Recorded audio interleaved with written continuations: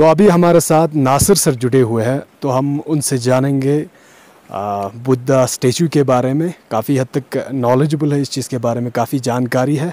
तो सर आप थोड़ा ब्रीफिंग कीजिएगा बुद्धा स्टैचू के बारे में जो अभी करसेकर में मौजूद है। जी जी, ये रॉक स्टैचू बुद्धा स्टैचू है जो करसेकर में आज भी इस रॉक पे बहुत ही अच्छे डीप रेलिंग्स के साथ अपने जिस तरह इसको कार्विंग किया गया था उसी हालत में आज भी मौजूद हैं। और ये बताया जाता है, हमें हिस्ट्री में मिलता है कि ये 7th सेंचुरी के आसपास कनिष्का पीरियड में इसकी कार्विंग हुई थी। और कुछ हिस्टोरियंस कहते हैं कि इसको अफ़गानिस्तान के कंदहार एरिया से इसके कार्विंग के लिए लोग आए थे, लेकिन कोई स्पेसिफिक किसी का नाम नहीं है कि किसने इसको कार्विंग किया था। तो कनिष्का पीरियड में इसकी कार्विंग हुई थी और बुद्धिस्ट बिलीफ के हिसाब से ये माना जाता है कि इसको कुछ लोग कहते हैं कि ये मैत्रेय है, यानी फ्यूचर बुद्धा जो अभी हिस्टोरिकल बुद्धा है वो गौतमा पे पहुँचे हुए चौथे बुद्धा, फिर 5वां जो मैत्रेय है उसके डिपिक्शन है। लेकिन बहुत सारे हिस्टोरियंस इसमें कंट्राडिक्शन भी करते हैं कि ये मैत्रेय नहीं है, बल्कि मैत्रेय और जो बुद्धा है, जो इटर्नल बुद्धा है, उसके बीच में जो वर्ल्ड को गार्ड करने वाला बुद्धा है, जो जिसको बोधिसत्व कहते हैं, ये उसका एक मैनिफेस्टेशन है, अर्थली मैनिफेस्टेशन। लेकिन ये स्टैचू अपने आप में बहुत ही इम्पोर्टेंट है।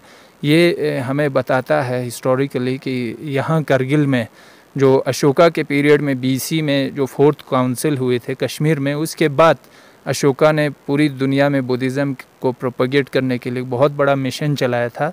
शायद वो इसी मिशन का हिस्सा और असर है कि कश्मीर के बाद यहाँ इस एरिया में लेह से पहले करगिल में बुद्धिज़्म बहुत ज़्यादा हद तक फैल गए थे।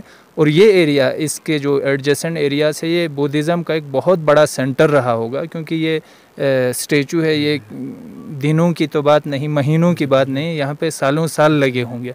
इसका मतलब बुद्धिज़्म का एक क्रैडल ये माना जाता है कि आज के रिसर्चर्स ये मान रहे हैं कि इसको एक्सप्लोर करना पड़ेगा, रिसर्च करना पड़ेगा कि एक बुद्धिज़्म का क्रैडल हिस्ट्री में रहा है। लेकिन इस स्टैचू के सामने जो गांव है, इसका भी अपना एक हिस्ट्री है। तो यहाँ इस गांव से ही करगिल में जो बुद्धिस्ट रिलीजन से मैसिव जो कन्वर्जन है रॉयल्टी का, यहाँ के ख्री सुल्तान जो ठिनमयल का बेटा था, तो इस ट्रांजिशन को भी ये स्टैचू और ये आसपास के गांव हमें इसका जीता जागता सबूत है। तो इसमें बहुत सारे स्टडीज़, बहुत सारे फाइंडिंग्स और बहुत सारे एक्सप्लोरेशंस की हमें ज़रूरत है। तो सर एक चीज़ और जानना चाहूँगा कि लद्दाख विंटर कनक्लेव को आप किस तरह से देखते हो, स्पेशली कारगिल में जो गेस्ट आए हुए हैं? जी जी, हाँ, हम पहले तो उनके यहाँ पे स्वागत करते हैं करसेकर में, बड़े हिस्टोरिकल प्लेस में बैठ के, कि विंटर में हमारे मेन लैंड इंडिया से यहाँ पे बहुत सारे गेस्ट्स यहाँ पे आए हुए हैं। और ये शायद हमारे ट्रैवल के हिस्ट्री में पहली बार है कि इतना एक बड़ा ग्रुप विंटर के बहुत सारे स्टीरियोटाइप, बहुत सारी ऐसी नैरेटिव्स को तोड़ के इधर आ रहे हैं और बड़े हिम्मत से यहाँ पे इन सारी चीज़ों को विज़िट कर रहे हैं।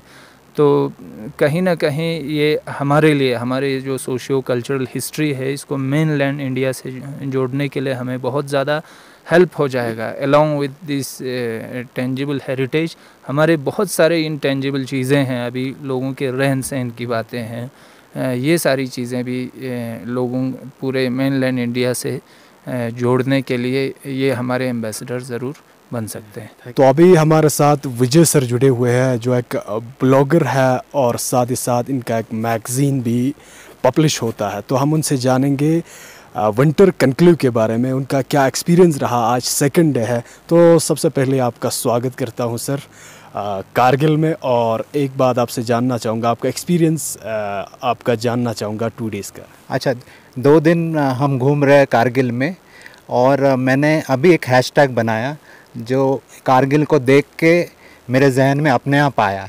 ये है कारगिल का करिश्मा। यानी इतनी सुंदरता है कि कहीं और देखा नहीं है। बिल्कुल। जैसे हम लोग 2 बार स्विट्ज़रलैंड गए, बिल्कुल, ठीक है, बट कारगिल के सामने कुछ नहीं है। बिल्कुल बिल्कुल बिल्कुल। जो ब्यूटी है, जो नेचुरल ब्यूटी है और अनटच्ड है।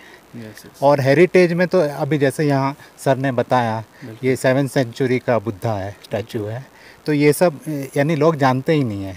अभी जैसे आप देख रहे हैं मैंने पहना है, देखो अपना देश। Yes. तो हम देशवासियों को जानना ज़रूरी है। ऐसे कितनी जगह है जो जानते नहीं हैं, तो इसकी प्रमोशन भी ज़रूरी है। तो हम भी वही काम करते हैं कि जो जगह लोग जानते नहीं हैं उसके बारे में लिखते हैं, बिल्कुल या यूट्यूब में वीडियो बनाते हैं, इंस्टाग्राम, फेसबुक, ताकि लोग जानें। बिल्कुल बिल्कुल। और जैसे इसके बारे में बात मैं सर से पूछ रहा था कि अभी कोई इसका प्रोटेक्शन या रिसर्च ऐसा कुछ हो नहीं रहा है, तो बिल्कुल। कई सालों के बाद तो हो सकता है ये ना रहे। बिल्कुल सही ना? तो सही कदम उठाया, यानी जो भी अथॉरिटीज़ है उनको लेना चाहिए और हेरिटेज को प्रोटेक्ट करना चाहिए। सर, आप विंटर कनक्लू को किस तरह से देखते हो, अपने आप में किस तरह से देखते हो कि यूटी एडमिनिस्ट्रेशन इस तरह के प्रोग्राम ऑर्गेनाइज कर रहे हैं टूरिस्ट को अपग्रेड करने के लिए, ज़्यादा एक्सप्लोर करने के लिए, तो आप इस चीज़ को किस तरह देखते हो एज ए ब्लॉगर?